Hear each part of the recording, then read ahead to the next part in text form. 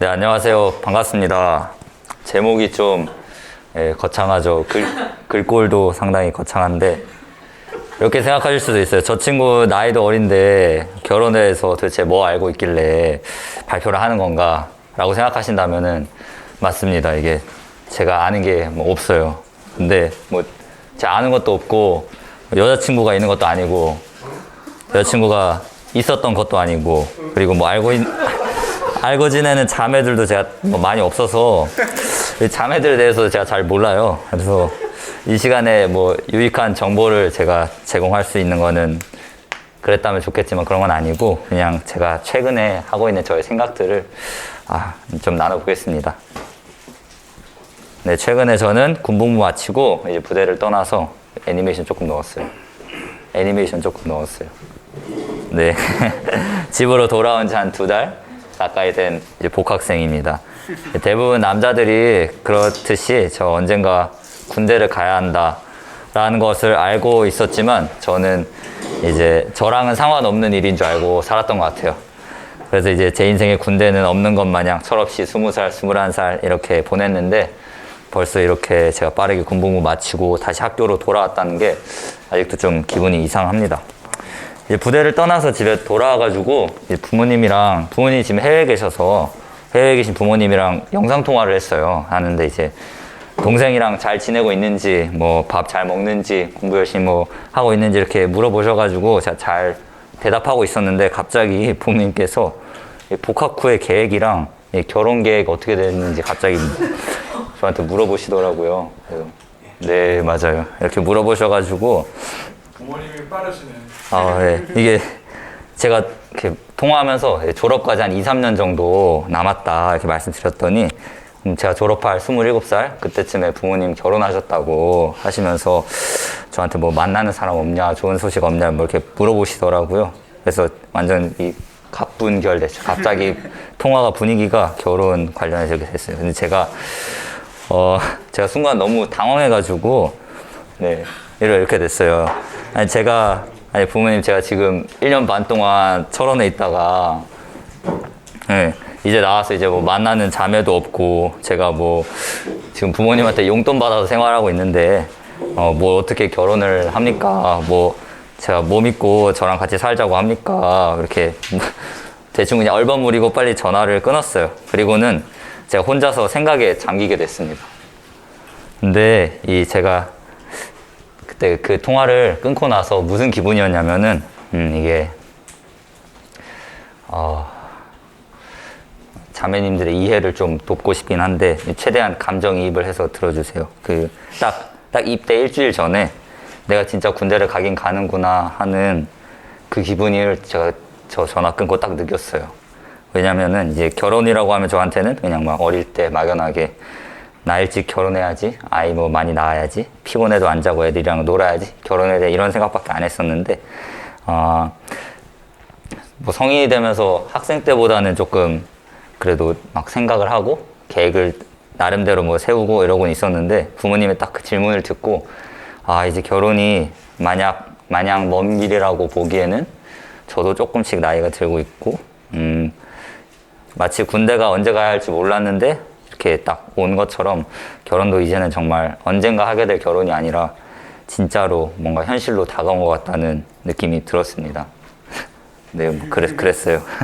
그래서 제가 너무 오랫동안 이 형제들만 우글우글 거리는 거에 있다가 그 부대에서 지내다가 딱 집에 오자마자 며칠 안에 들은 단어가 결혼이었어요. 그러니까 이 2글자가 제 안에 들어왔는데 결혼이라는 그 주제가 쉽게 저한테서 이게 들어온 다음에 떠나질 않았어요. 온통 생각이 거기에 이제 딱 꽂혀 있는 거예요. 수시로 결혼에 대한 생각을 제가 하고 있더라고요. 결혼하고 싶다.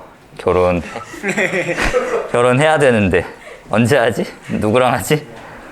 주님 알려주세요. 주님 빨리 하고 싶어요.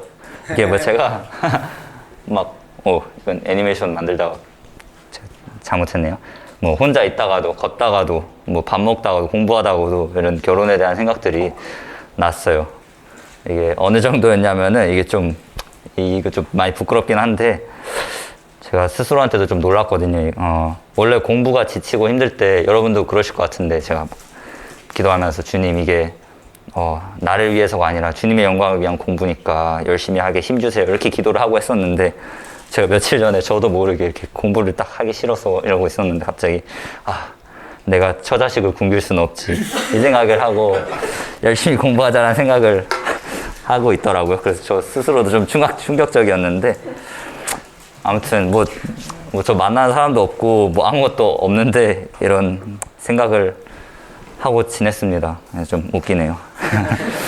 그래서 아무튼 그렇게 제가 이제 결혼에 대한 생각들을 하다가 최근에 날씨가 좋아서 밖에서 막 친구들이랑 돌아다녔어요. 그래서 캠퍼스 막 한강, 동네 공원 뭐 이렇게 돌아다니는데 자연이 날씨 좋을 때 요즘 날씨 되게 좋았거든요. 보니까 되게 아름답더라고요. 근데 딱 아름다운 자연 보는데 그때 그런 생각이 들었어요. 이 세상을 창조할 수 있는 힘과 능력을 하나님께서 누군가에게 준다고 했을 때 그때 이 하나님이 지으신 이 세계보다 더 아름답게 만들 수 있는 존재가 있을까? 이런 생각이 들었어요. 이 세상 누구를 데려와도 아니면 이 세상에 있는 모든 사람들이 힘을 합쳐서 한다고 해도 절대 불가능했죠. 네, 주님밖에 없습니다. 주님 당신이 가장 아름다운 세계를 만드셨고 네, 아름다운 창조주 주님을 찬양합니다. 할렐루야. 네, 그래서 자연을 보면서 그런 생각이 말씀 떠올랐어요. 로마서 1장 20절 말씀. 창세로부터 그의 보이지 아니하는 것들 곧 그의 영원하신 능력과 신성이 그가 만드신 만물에 분명히 보여 알려졌나니 그러므로 그들이 핑계하지 못할지니라. 아멘. 저는 고등학교 때 성실한 학생은 아니었어요. 그래서 학교 주변을 막 돌아다니고 그랬었는데 학교에서 이제 보이는 북한산 뷰가 엄청 좋았거든요. 그래서 제가 볼 때마다 이게 되게 의문이었어요. 북한산을 바라볼 때마다. 그때 저는 안 믿고 있었는데 이게 저게 진짜 누가 만든 게 아니라 돌들이 막 우당탕탕 하다가 막 비 맞고 뭐 이러다가 만들어진 거라고 생각을 하는데 저는 그때 하나님 몰랐는데 납득이 안 되는 거예요, 진짜. 저걸 그렇게 생각한다는 게. 그리고 이 북한산에 가을에 단풍 들면 진짜 장난 아니거든요. 꼭 보세요. 네. 그래서 보면서 제가 그래서 막 북한산 자연 앞에서 혼잣말로 막 그러기도 했었어요. 진짜 이게 다 우연히 저절로 알아서 생긴 거라고? 거짓말도 적당히 쳐야지. 이런 생각이 들었어요. 그래서 저 그때 이스라엘의 하나님을 모를 때였는데도 자연의 경이로움 앞에서 전 그런 생각을 했었던 것 같습니다. 다시 돌아와서 결혼에 대한 생각을 하면서 걷다가 하나님 지으신 네, 자연에 푹 빠져 있었는데 그날은 생각이 좀 더 미쳤던 것 같아요. 더 멀리. 그렇다면 하나님께서 그 자연을 가장 아름답게 창조하신 분인데 하나님께서 창조하신 이 남자와 여자 그리고 이 결혼과 가정 이 하나님께서 창조하시고 제정하신 것들이잖아요. 과연 하나님의 방법보다 더 아름답게 이 사람의 성별과 사람들과의 관계 이거를 정하실 수 있는 분이 계실까? 이런 질문을 제가 하게 됐어요. 하나님은 성별을 남자와 여자 딱 이렇게 두 가지로 지으셨죠.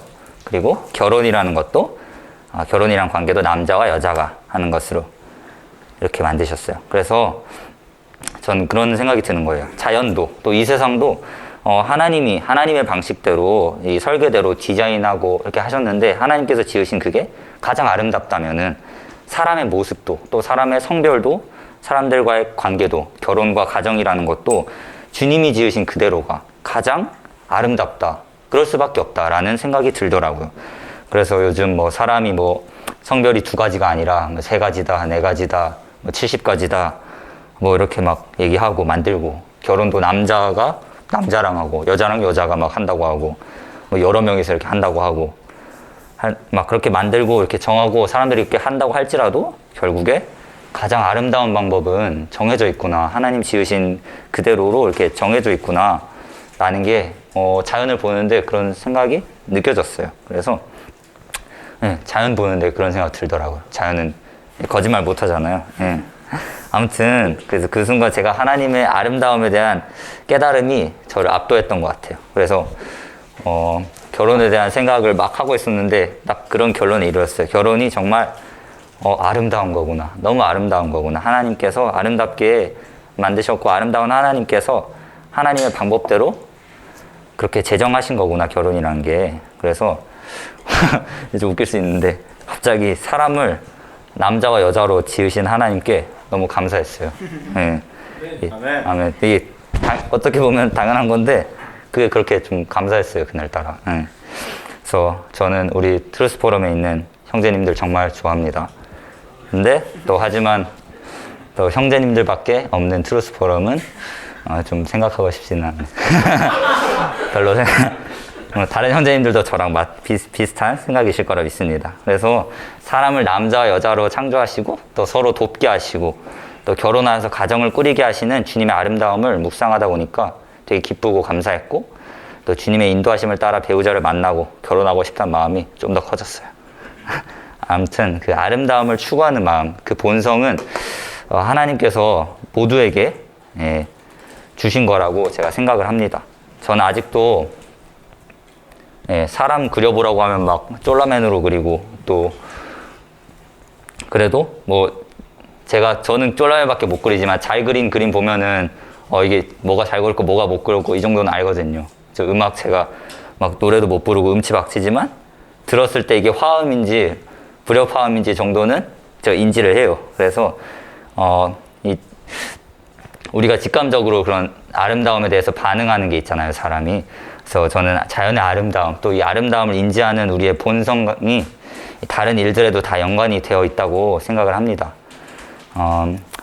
이제 전 세계가 그리고 우리나라마저도 지금 또 대학 캠퍼스에서도 이제 성별 정체성과 또 이 가족 개념에 관해서 큰 혼란을 여기저기서 만들고 있는 것을 우리가 다 보고 있습니다.